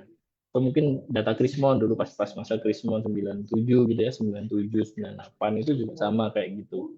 Nah, yang dihadapi mahasiswa yang mau lulus sekarang ini karena datanya kan rata-rata melewati tahun COVID ya, 2020, 2021, 2022. Nah, ini jadi tantangan nih buat teman-teman, harus digimana ini datanya biar cocok, bisa ditransformasi, karena ini dari matematika pasti tahu dong cara mentransformasi data, cara smoothing kayak gimana, menghilangkan pencilan kayak gimana, itu banyak sekali tekniknya. Jadi itu salah dua yang bisa kenapa uji hipotesis bertentangan dengan keyakinan atau pengalaman sebelumnya. Atau kalau dua tadi udah diuji, udah dicek, udah semuanya ternyata benar. Nah, kemungkinan memang ya sudah, memang ternyata keadaan sekarang sudah berbeda dari keyakinan atau pengalaman sebelumnya. Berarti jenengan ini, Mas Nevan ini menemukan satu novelty nih, suatu kebaruan nih. Oh, yang dulu nih seperti ini, yang sekarang setelah kami lakukan pengujian ternyata seperti ini. Memang bertentangan, tapi keadaan sekarang ya seperti itu. Berarti sampean harus melihat fenomena yang ada sekarang. Misalkan, contohnya dulu siapa yang nyangka sih kalau wartel ya, kalau zaman saya gitu ya, wartel, warnet itu bakal hilang gitu kan. Dulu tuh kan sampai ngantri-ngantri ke wartel, ke warnet. Ya.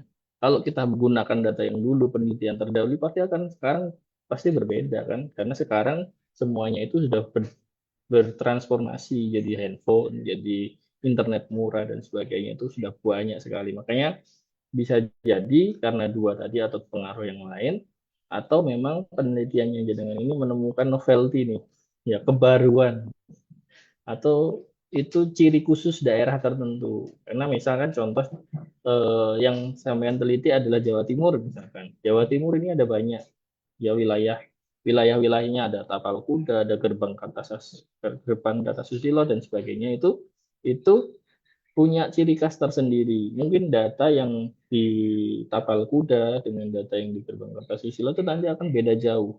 Misalnya kita meneliti tentang ekonomi gitu ya, atau wilayah Madura dan sebagainya. Makanya nggak bisa kita secara global melihat benar apa salah. Kalau kita mau benar salah, berarti harus analisis deskriptif lebih dalam lagi. Nggak bisa dengan inferensia saja.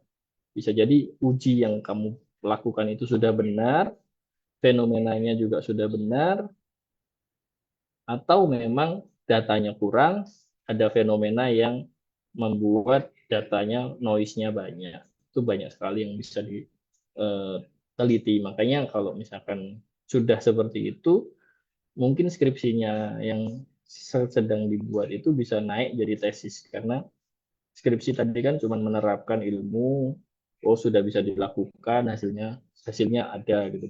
Nanti di tesis atau disertasi sudah bisa melihat kebaruan ya, oh ternyata dari hal tersebut ada kebaruannya ini. Terus kita menyarankan menggunakan hal apa, misalkan kebijakan tertentu untuk menyelesaikan hal ini, atau menggunakan teknik tertentu untuk menyelesaikan hal ini. Itu nanti bisa jadi tesis disertasi gitu ya kalau menemukan hal seperti itu. Tapi pada dasarnya itu tadi, kalau ada uji hipotesis bertentangan dengan keyakinan, yang pertama dicek adalah jumlah sampelnya cukup pada, yang kedua ada fenomena atau tidak. Baru kalau dua itu sudah benar, cari yang lain lagi. Ada enggak lah, ada enggak atau memang penelitian penelitian yang terdahulu itu daerahnya beda, itu bisa juga.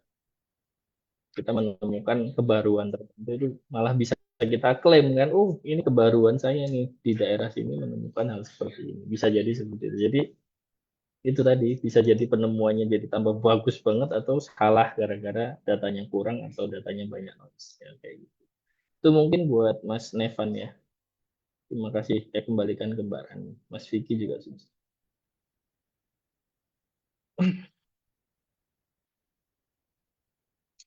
Tuh, Mbak Rani nggak ada suaranya?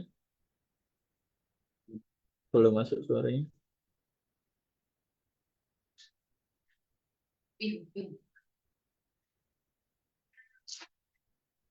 Terlempar sepertinya Mbak Rani.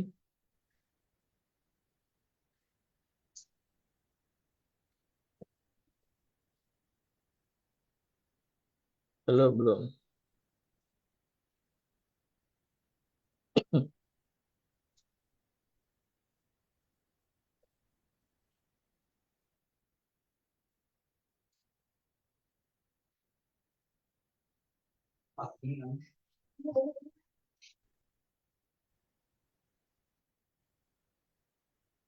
Iya, nge-freeze time.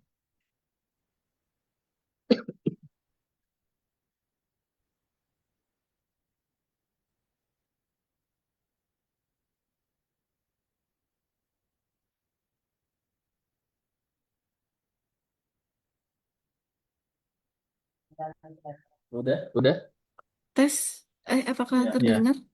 terdengar, Oh iya, terdengar. oke. Mohon maaf, jaringan saya terputus ini tadi jadi terlempar. Eh, mungkin baik, mungkin ada pertanyaan lagi dari para peserta mengenai uji hipotesis dan lain sebagainya juga boleh. Kalau tentang uji hipotesis ini yang saya ingat itu masih ya kalau di kepolisian atau di kejaksaan itu ada asas praduga tak bersalah. Jadi semua belum bersalah kalau memang belum ada bukti yang cukup gitu ya. Mungkin kalau nggak ada satu pertanyaan terakhir dari saya Mas Yu, Pak Yu, boleh nggak sih kita tuh bilang menerima H1 atau H1 diterima? Soalnya yang saya tahu ya, dan saya ingat kita tuh hanya boleh tolak H0 atau gagal tolak H0. Itu gimana Pak Yu? Baik, luar biasa. Bu, ini alumni sama saya. STIS. Iya. Jadi memang secara statistik ya, jadi tidak ada yang namanya terima Hanol. Ya, terima Hanol itu ada bahasa kesimpulan terima Hanol. Jadi bahasa kesimpulannya adalah tolak Hanol atau gagal tolak Hanol. Seperti itu. Tapi ya kalau sudah bahasa kesimpulannya masih dilakukan nanti juga seperti itu. Tapi tadi kalau dari slide sudah saya di situ tadi kan tolak Hanol sehingga dibukti bahwa berat sesuatu yang beredar di pasaran sudah tidak kalau misalkan nanti kesimpulannya beda dan itu satu minus satu gitu kan lebih besar. Jadi itu minus satu besar dari saya sampai 1,4 maka gagal tolak sehingga tidak cukup bukti bahwa beras susu Indonesia yang beredar di pasaran lebih kecil dari 400 gram. Yaitu kalau di ini kita ya pakemnya STIS dulu memang nggak boleh. Saya kritik juga nggak boleh. Tapi memang ada beberapa kampus yang membolehkan. Jadi sebenarnya kalau dari pakem statistiknya sih nggak boleh tarik. Seperti itu. Baik, terima kasih Pak Yu atas jawabannya. Mungkin karena sudah nggak ada yang nanya lagi atau para peserta, mungkin ada yang ingin ditanyakan lagi ke Pak Yu sambil menunggu.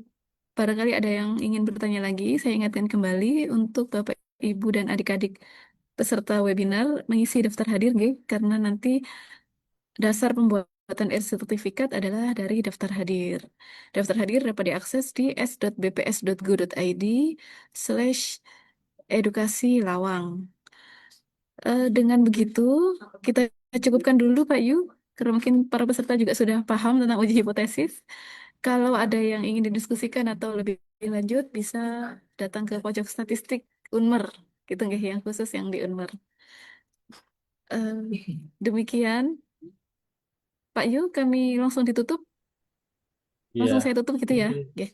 Silakan. Pak, ini Pak Pungki mungkin ada tambahan. Pak Pungki tadi izin sedang ada kegiatan di kampus juga, jadi mungkin nggak bisa ikut di penutupan. Pak Pungki, tes. Oke, mungkin masih ada kegiatan di kampus. Kita tutup saja, kita cukupkan dulu gitu Pak Yu ya. Eh, Terima kasih Bapak Ibu, adik-adik, serta peserta webinar Lawang 7.0 pada pagi hari ini. Semoga ilmu yang kita dapat membawa manfaat untuk kita dan menjadi keberkahan untuk kita. Saya selaku MC dan moderator menyampaikan permohonan maaf atas kesalahan yang terjadi dan kesalahan dan kekurangan yang terjadi pada webinar pagi hari ini. Terima kasih atas partisipasi aktif dan kolaborasi yang terjalin bersama Pojok Statistik Unmer.